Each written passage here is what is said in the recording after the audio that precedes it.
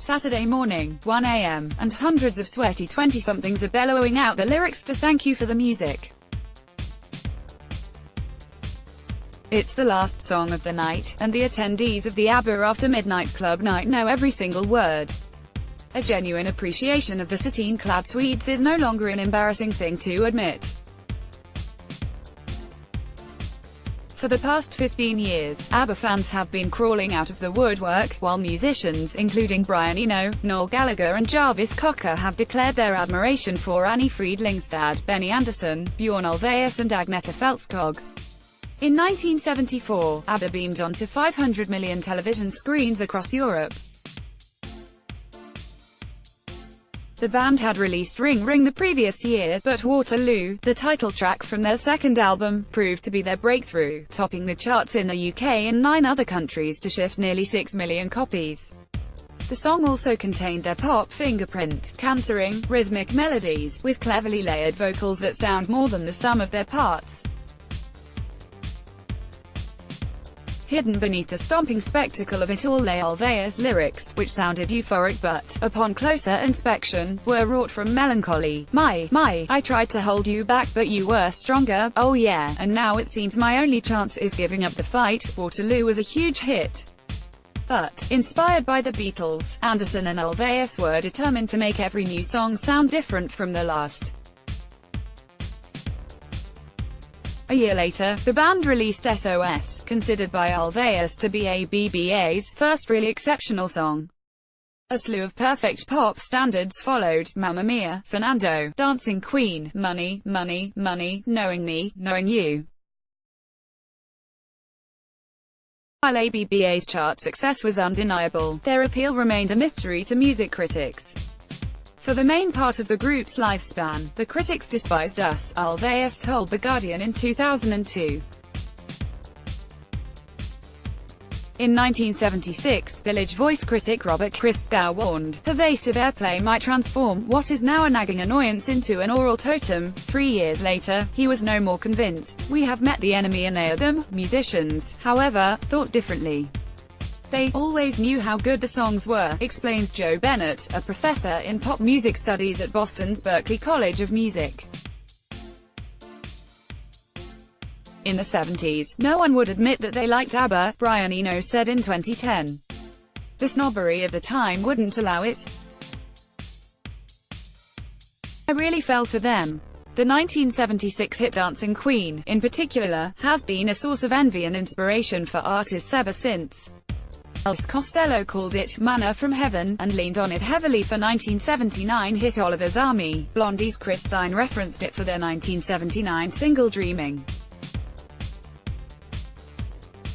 By the early 1980s, the two marriages at the heart of the band, Ulvaeus to Fältskog and Andersson to Lyngstad, were in tatters. The fallouts were documented viscerally in ABBA's final studio albums, Super Trooper in 1980 and The Visitors the year after. The heartbreak seemed to make for some of the band's best songs, such as The Winner Takes It All. Ulvaeus wrote the lyrics, "But tell me, does she kiss, like I used to kiss you, while drunk," and then made his ex-wife sing them alone. In 1982, they went on a break that has never ended. The band licensed their back catalogue to a motley crew of record labels and, for that decade, ABBA's music was available in a plethora of compilations. That stopped in 1989, when Polygram bought the rights. Polygram took the decision to starve the market of ABBA compilations, explains Bennett. There was no way, legally, to buy a collection of ABBA singles. And there's always a market for nostalgia. The late 80s and early 90s had seen the charts bombarded with genres born from technology, the likes of techno, hip-hop, and acid house. ABBA offered something different and timeless. In 1992, Gold, Greatest Hits, scratched that global itch for top-notch, old-fashioned pop. It topped the UK charts instantly. From there, ABBA became a cultural touchstone once again. In 1994, The Adventures of Priscilla, Queen of the Desert and Muriel's Wedding were released, two Australian feel-good films with ABBA at their heart. The mid-90s was the moment it was okay to like ABBA again, Bennett explains, because enough time had gone past for us to feel that combination of irony and nostalgia for one generation to pick up on the previous generation's music. That's not to say that ABBA had become cool. In fact, when playwright Katherine Johnson was approached in the late 90s to write a musical centered on ABBA hits, she thought the idea was extraordinarily funny.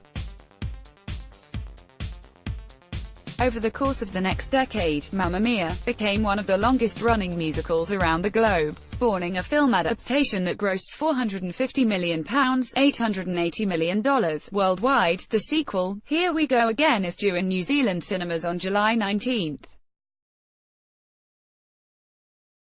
Meanwhile, the 21st century has seen dozens of musicians reclaim ABBA, notably Madonna, who sampled Gimme, Gimme, Gimme in her 2004 dance floor hit Hung Up. ABBA's legacy also lives on in Sweden's production industry. Max Martin, the elusive Swedish super-producer responsible for the hits of Taylor Swift, Katy Perry, Ariana Grande and Adele, produced some of his early work in Ulvaeus and Anderson's studio. And Swedish songwriters continue to triumph in Eurovision. In the past 6 years they have crafted 10 final-worthy songs for rival countries. Ultimately, though, the reappraisal of ABBA says more about us as music buyers than about them as a band. Thanks in part to the rise of streaming, where we can listen to any genre we want at the touch of a button, traditional musical tribalism has broken down, and, with that, music snobbery. Pop has started to be taken seriously in a way that the music industry of the 70s would never allow. We're no longer ashamed to thank them for the music, and it feels good. Mamma Mia! Here We Go Again, PG, opens in New Zealand cinemas on July 19. The Telegraph, London promoted stories recommended by